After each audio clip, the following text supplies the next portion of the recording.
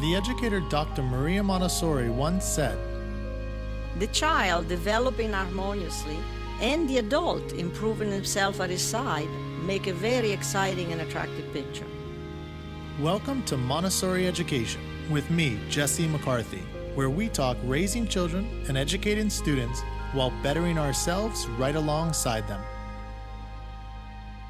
Despite the title here, Montessori and the White House, I won't be focused on politics, at least not directly. Instead of trying to explain up front what I will focus on, though, so independence in Montessori education or the lack of it in traditional school, I'm just going to start with a story about something that kind of shook me as a teacher myself. So for years, I taught relatively traditional elementary and junior high school.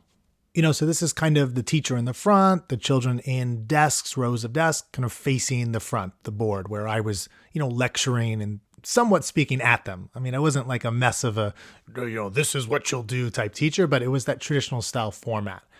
So on one occasion, I was teaching these students, they were 8th grade, so you're talking about, 13, 14 years old, and I was teaching history. And we were going over, we're at the point of kind of the White House, the development of an early American government. And I had told them about the origin of the name White House. So what I had told them was that, that the president's house was burnt down during the War of 1812. It was by the British. So I don't know if many of you know that, but yeah. So what had happened is after it was burnt, they wanted to repaint it. There was burn marks everywhere. So they repainted it in white paint. So I had taught the students this, and everything was going well. At least that's what I thought. Well, the thing is, I had taught the students this because I had researched this supposed fact, basically the night before. For any of you that are teachers out there, when you're just like packed. I mean, I was doing this lesson. It must have been like midnight, 1 o'clock in the morning. I just was so behind. So I was just as quickly as possible looking up information on this particular period in history that I was teaching. So a few nights later, when I kind of had a little bit more time on my hands, I was like, you know what, I'm just going to look back up into this point. And I realized, relatively quickly that is not actually true. So there's evidence, factual evidence, you can find this in the records, of people referring to the president's house as the White House before the War of 1812, which means it cannot in fact have gotten its name after it was burnt by the British. But I had taught these students, the students in my class, that this was a fact of history. So a little bit awkward, to say the least, right? So I was wondering, what can I do? I mean, first of all, I was kind of transitioning to like full-on Montessori. So, my mind's wrapped around, hey, you can be open with children. It was also, it's kind of a little bit sad that this is what I was doing still in some respects. So I thought, you know what I'm going to do? And I still was doing tests at this point. These are 8th graders. I thought, I'm going to put this question on the test. So I put the question, about, it was basically, and I still have the document, the question, but it was an extra, I made it an extra credit point. And it was, what major American building was burned during the War of 1812? Okay, so I asked them that question. They would get an extra credit point on that. But I also said this, do you know for certain that the repainting is what gave this building its name? Yes or no? So do you know this for certain? Now, I was just, in my mind, I'm thinking, maybe some of the students will put, it was burned during the War of 1812. They're going to put the White House because it's a fact that the building was burned. But I did not expect students to put that they were certain that this was true, that it got its name from that after that burning. Well, turns out, I don't remember how many students I had, but maybe like 13 or 14. It was one of those small private school, traditional school classrooms. It turned out that I think every single child, except for one, if my recollection is right, put, yes, I know for certain that the repainting is what gave this building its name. When I saw those tests, I was kind of shaken. It's kind of like I was woke in that moment in one way. So what I thought I'd do is I said, I'm going to talk to the students about this. I raised it during the class, and we were I was a pretty chill teacher. But I said to them, you know what, you guys put that you're certain Like, how could you write that you're certain? And you know what their response was? I imagine some of you might be able to guess it. Like when I said, how could you write that? And they said, well, you told us that. So basically, because you told us so. I mean, it was frightening. It was frightening because these are thoughtful children, thoughtful students. I mean, they're teenagers. And I really care about these kids. This isn't like, kids that just parrot stuff all the time, but they were parroting what I said and they were certain of it as true. That should scare us. That really should scare us. Now, I think of this as parroted learning or empty learning. I don't even, even if the fact that I had taught them was actually true, it's not real knowledge because they're just memorizing what I told them. So that's a real problem. And this is the kind of education that most of us had throughout our schooling. And it is also what most children are still getting today. I think of it as teacher-led and fed learning. Like that's the way I approach this. Now I want to contrast this with what I call first-hand learning or knowledge, which in Montessori education is gained by ensuring children use their own independent minds throughout the whole school day. Now, of course, I can't cover everything related to this in Montessori, so I'm just going to share two brief examples that I hope will give you a sense of kind of what I'm getting at here. Now, one comes from Montessori Preschool and the other from Montessori Elementary. Let's start with the elementary. So how many of you out there have heard of the Pythagorean theorem? Now, how many of you recall the math formula there? For right triangles that a squared plus b squared equals c squared. Now, how many of you understand what the heck that means? I'm going to guess probably very few. But if you went to traditional school, like I did, we were all supposedly taught the Pythagorean theorem. The thing is, I would say we never truly got it. Instead, most of us were, that terminology, we were fed it. We memorized a formula for a test, never really knowing what we were actually doing. I remember actually someone told me once that in Germany, I don't know if this is true, but somebody just mentioned this to me. They call this kind of thing bulimia learning, where you cram your head full of empty facts one week and then throw it out the next week after the test. Like it's done. I mean, that's kind of a nasty analogy to think of, but it's pretty fitting. Now, in contrast, in real Montessori, such feeding and forgetting, it doesn't happen. In Montessori, children come to know, for example, here, the Pythagorean theorem. And I mean really know it for themselves. I can't go into the full independence building way it's taught in Montessori because that would take a good amount of time. And because, in line with the Montessori method, the best way to learn math is to actually work with it yourself, not to listen to some random guy talk about it. So instead, I'll just share with you some related words from a former Montessori student who gives a little insight into the approach I'm talking about. So the following clip is from an episode of the Montessori Education podcast. It's called Does Montessori School Make a Difference?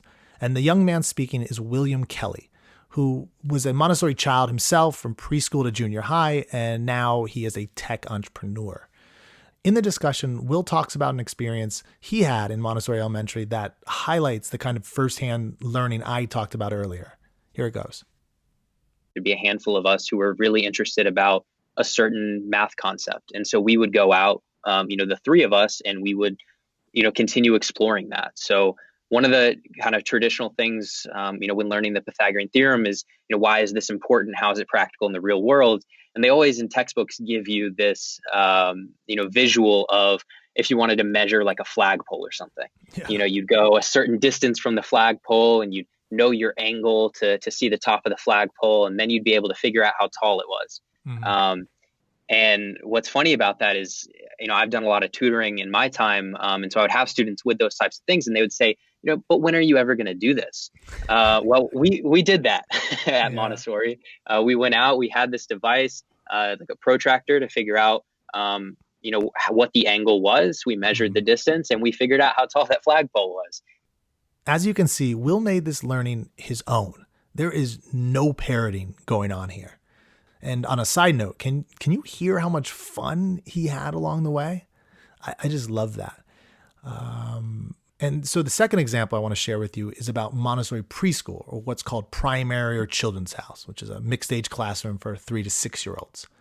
So in this classroom, and this is regardless of where you are around the country or even around the world, there is an activity called the color box. There are 3 of them actually, each a wooden box containing different colored small plastic tablets. I'll try to give you a visual here if I can. Now the boxes range from the simple box 1 with only 3 colors, and that's red, blue, and yellow, to the more complex box with well over 50 shades of colors. So a lot there.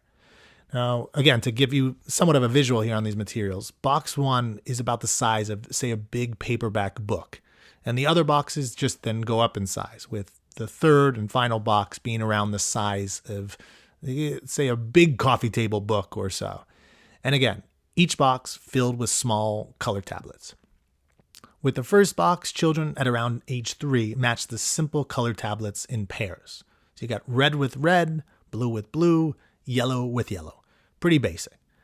By the third box, though, children, and this is of usually age 3 or 4, are putting the dozens of shades in order, aligning them by these minor gradations in color. A task that is not at all so basic. And with each of these color boxes, as with most any material in a Montessori classroom, the teacher basically shows a child how it all works in the beginning, and then just steps back for him or her to work it all out independently, while the teacher is still available in the classroom if, any help is needed along the way. Now, interestingly, the third box, even though eventually mastered by these children, it can be tough for adults to complete at first. I mean, it was when I was trained in Montessori at this level. And that's because most of us, if we're not accomplished artists or interior decorators or something, or former Montessori children, we haven't really trained our eyes to seek out such small differences. And if you can imagine what's occurring with this work, you'll see that there is no way for the knowledge gained to be parroted. Like, by the nature of the activity, what children learn is firsthand. They literally have to look with their own eyes to discriminate the colors and align them accordingly. Here there is no, it's true because you said so. That just doesn't exist. And this kind of learning, a focus on the child trying to understand the world for himself, and then with a teacher, of course, or a guide on the side offering aid only when needed. This is at the root of everything in Montessori. And it's the same approach whether it's with something as simple as matching colors here, or as complex and involved as understanding a mathematical theorem. And along with this general color box example, I'll share with you something specific I saw earlier this year when I observed in a Montessori primary classroom, or again, children's house. Now, for quick background, when children master a material in a Montessori classroom, their teachers may offer them what's called a following exercise. This is basically something they can go off and do further on their own. Well, one day I was sitting on these little chairs in a classroom observing, and I saw this girl, very young, probably just 4 years old probably, and she was walking with a red color tablet in her hand, and I thought, looking a little lost or confused. At least that was from my vantage. But as I observed more closely, I realized what she was doing.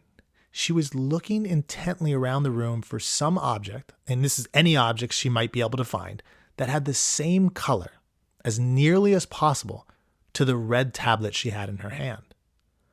So for those of you out there who are scientists, or who greatly value science, hopefully you can see that this kind of purposeful focus and observation in the child, this looking closely at what's around her in her environment, this is at the foundation of all science. So in other words, this is honing one's observation skills. And as Maria Montessori once put it for the specialized sciences, but which I think has meaning for all of us, quote, "People who begin to study biology must study things under a microscope, but until their eyes have been trained, they cannot see anything." End of quote. In one way, Montessori Preschool is all about helping children to train their senses, to aid in their ability to see the world ever more clearly for themselves. And this is not just for scientists or children that are going to become scientists. This is for all of us. It's super helpful to be able to clearly see the world. And again, through your own eyes, not somebody telling you, oh, this is what the world's all about. This is what you should think here. This is what you should see here, that type of thing. Now, compare this independence building approach in Montessori to traditional school. So contrast what I've noted both about the Montessori Children's House here and about Will's example from his Montessori Elementary School to, say, my White House example in traditional school. The because you told me so. It's actually kind of nuts to think about the difference. Again, at least it is for me. I was recently discussing this massive contrast with a group of parents. I was doing a talk and we were just it was an intimate talk. So we're like, things were coming up that might not normally come up. And we were talking about what some of the possible consequences are for children being educated in traditional school learning environments, like way down the road in our society. Like, what kind of adult do you think comes out the other end of such teacher-dependent education? Now, I'm not asking it as a definite cause and effect relationship, as there's so many diverse factors that go into the development of who we become as unique adults. But if this is the kind of empty, parroted learning that children get from their traditional school teachers, even if only half the time they get that in school, which is from kindergarten all the way through their senior year in high school, it's a little scary to think of the end result. Imagine children who haven't really been taught how to learn or think for themselves, but rather to just accept whatever their teachers tell them as true, as something that is literally certain in their minds, as my bonus test question by chance somewhat demonstrated. And they do this for virtually 13 years of their lives, day in, day out. If they're relying on an authority for answers as children in school, might they not rely on an authority for answers as adults in society? On a happier note, there is an alternative out there, and I'm talking about Montessori, of course. So imagine if instead of receiving such a dependence-building education for so many years, that children, and from as young as even infants or toddlers, were aided by teachers to really see for themselves. Recall back to the simplicity of those Montessori color tablets, for instance. And to really, think for themselves. If you could recall, Will exploring the Pythagorean theorem with peers in Montessori Elementary, then what kind of adults might arise in this form of education after high school graduation? Well, I'd say at the least, there'd be many more independent-minded young men and women in the world. At the least. A thing that's interesting to me with all this is that despite Montessori education explicitly and successfully aiding children to independence, while traditional school pretty clearly promotes dependence, only a small minority of parents actually choose Montessori over traditional schooling. So I'm not sure, why you guys out there might think that this is occurring, but I know there are many reasons for it, and some I'd say are pretty sensible. Like maybe a child finds that rare gem of a fantastic teacher for a year or two.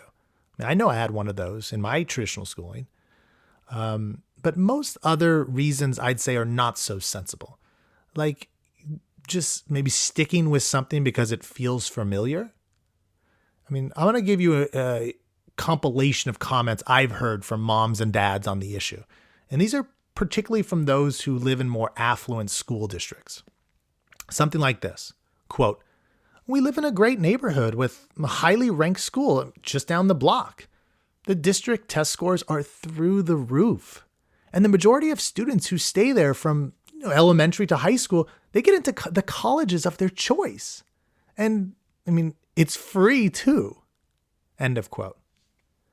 So I'd say this is a normal parent mindset.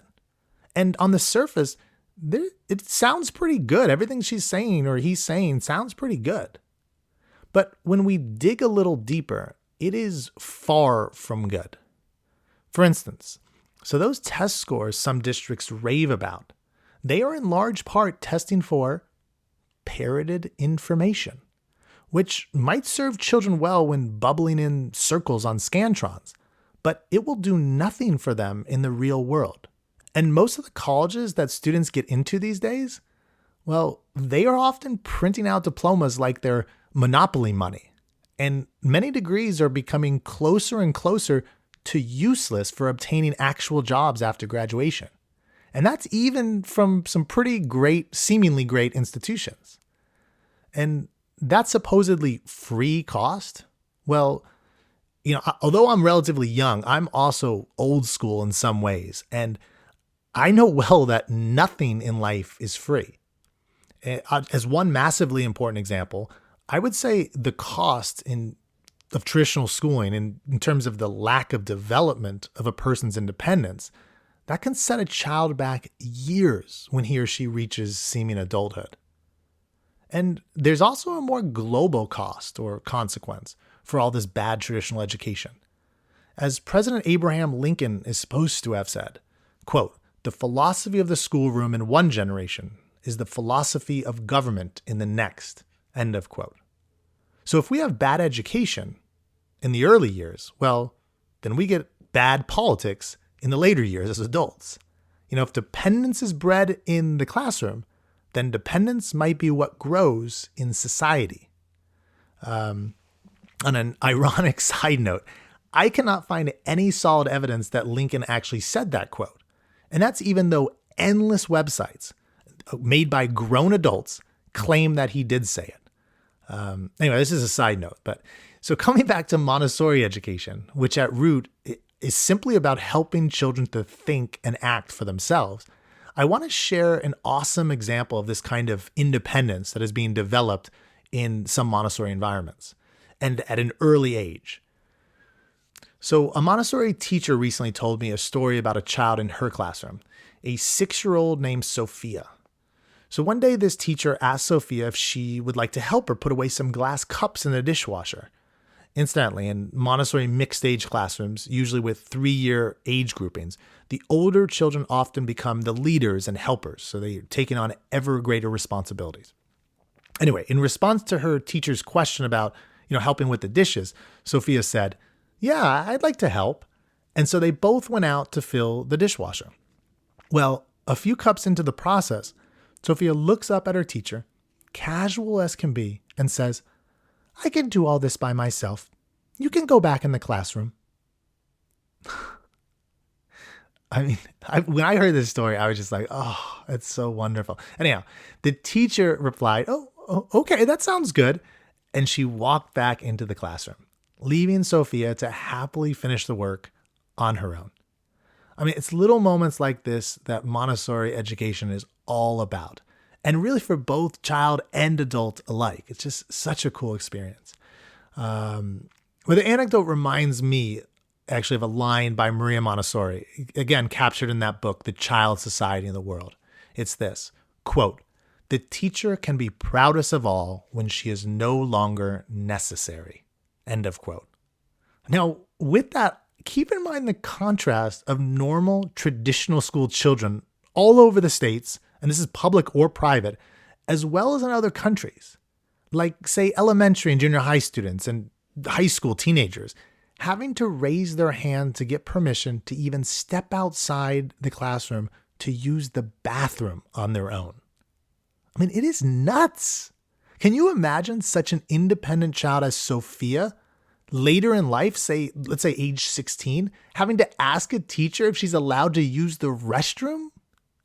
It's just crazy, crazy, crazy. Yet today, this is accepted as normal. It's not even questioned. So related to the potential impact of this dependence on our adult culture, think about this for a second. Can you imagine a prominent politician today, and I'm talking of any party, saying something similar to Maria Montessori's quote, but regarding his or her own role in society? Like this, quote, "The politician can be proudest of all when he or she is no longer necessary," end of quote. There's no way. At least I can't think of a single politician who could say this, honestly. And it seems to me that we are becoming more and more dependent on our leaders for everything, in one way or another. And I would say just as we used to be dependent on our own teachers. And again, this is not about any particular political party or person. It's a problem that's much larger than taking, a superficial stance on a side. But I gotta say, with all of, I'm getting hyped up here, but I'm not really too concerned though, because my view is that the answer, at least in large part, is in Montessori. And it's in that profound independence that Montessori helps children to develop for their lives. Well, that is all I have for today. I do want to note, though, that with everything I've said, I'm not claiming to have made a foolproof argument for Montessori over traditional, or for how I think we've become more dependent as a society due to traditional school. I'm not doing that. That would take a lot more argument and evidence and defense than just this, this 20, 30-minute talk I got here. My hope is only that I've given you something to think about. I mean, that is it. All right. If you want to contact me, head over to montessorieducation.com and just reach out. You can send your comments or questions or love or hate mail, whatever you like. And if you appreciate this episode of the Montessori Education Podcast or others I've put out, I would appreciate you rating the show and leaving a review, like on Apple Podcasts or whatever equivalent podcast listener you have. If you've already done this, huge thanks to you. And with that, I just want to say cheers to everyone out there listening. And that's whether you are a Democrat or Republican, whether you're in Montessori or still in traditional school. I mean, I was there for a long time. Whether you are young or old, black or white, American citizen, or from somewhere else in this great world of ours, here's to each of us just enjoying ourselves and to hopefully growing every day and right alongside the children in our lives. Adios for now, everyone.